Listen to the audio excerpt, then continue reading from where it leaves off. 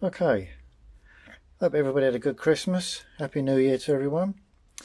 Right, a couple of things. I had an email or message on here from James. Wait a minute. Oh, James C, asking the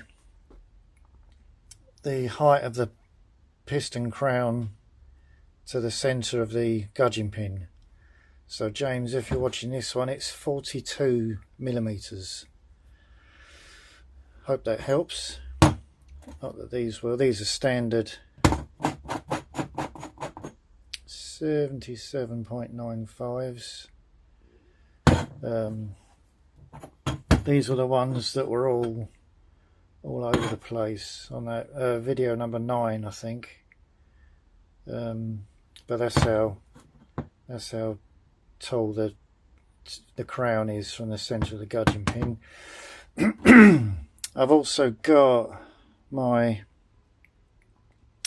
oil seal for the output shaft and the gearbox, and I've also got from Windmill Motorcycles on eBay.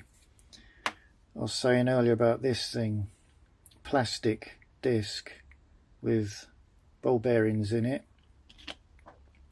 that likes to make grooves, because that is the contact patch of a ball bearing. Focus. So what I have now is this little fella, my lad, with needle rollers, the full width, very thin. Will you focus? I'm trying to do this through the camera. So, and they supply 2 washers. So the idea is, I can't see what I'm doing. The washer goes over there because obviously that's got track marks in it. This little fella I will grease. I emailed Matt from Windmill earlier, and when I do put this together, I shall put some. I've got some CV grease, really thick, like comes from velocity joint grease for CV joints and cars. It's like a black molybdenum. I'm trying to do this through the camera so I keep you in focus. Here we go. So those 2 washers will negate the need to do anything about these tracking, will you focus, marks in there, see?